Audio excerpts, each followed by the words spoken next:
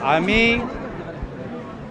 বৰ্তমানৰ অসমৰ আইন শৃংখলা অৱস্থালৈ যথেষ্ট চিন্তিত, যিহেতু বৰ্তমানৰ গৃহ বিভাগৰ ওপৰত আৰক্ষীৰ ওপৰত মুখ্যমন্ত্ৰী ইমান হেঁচা যে তেওঁলোকে নিজৰ কামখিনি কৰিব পৰা নাই।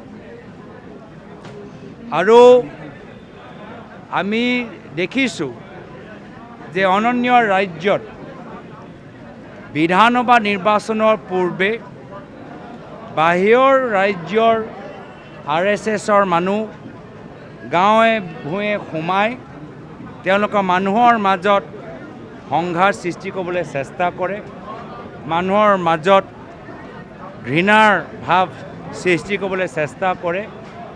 আৰু আমি কিছু উদাহৰণ দেখা পাইছোঁ মধ্যপ্ৰদেশত আৰু অন্য ৰাজ্যত, বিশেষকৈ বিজেপি শাসিত ৰাজ্যত, য'ত ধৰ্মীয় অনুষ্ঠানৰ পৰিস্থিতি প্ৰদূষিত কোনোবা ক্ৰিমিনেল মাইণ্ডেড মানুহবোৰ কৰে, পুলিচে তদন্ত কৰে, পুলিচে ধৰে, আকৌ মানুহ ওলাই বিজেপিৰ সদস্য, মানুহ ওলাই RSSৰ সদস্য।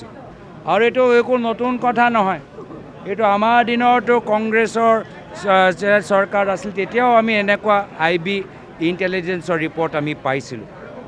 তো সেইকাৰণে আমি অসম আৰক্ষীক অনুৰোধ জনাইছোঁ যে বাহিৰৰ পৰা যিমানবোৰ RSSৰ মানুহবোৰ আহিছে, বিভিন্ন গাঁৱৰ ভিতৰত সোমাইছে, প্ৰত্যেকগৰাকী থানাৰ ভিতৰত গৈ তেওঁলোকৰ নাম ৰেজিষ্টাৰ কৰিব লাগে। আমি বাহিৰৰ মানুহ আহি আমাৰ বিধানসভা নিৰ্বাচনৰ কাৰণে অসমখনক আমি প্ৰদূষিত, অসমখনৰ ভিতৰত আতংকৰ সৃষ্টি কৰিবলৈ আমি নিদিওঁ, ভয় ভাবুকি সাম্প্ৰদায়িক বাতাবৰণ সৃষ্টি কৰিবলৈ নিদিওঁ।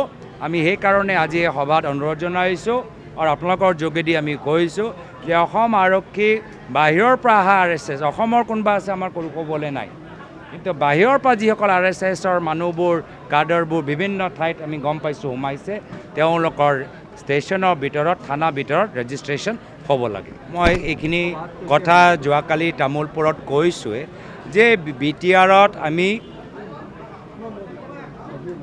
যথেষ্ট গুৰুত্ব সহকাৰে দলৰ কামখিনি আগবঢ়াবলৈ বিচাৰোঁ। ইতিহাসত আমাৰ দলৰ আদৰ্শ উদাহৰণ BTRতে দেখা পায় যে ক্ষমতাৰ নহয়, শান্তি বেছি গুৰুত্বপূৰ্ণ কংগ্ৰেছ দলৰ বাবে।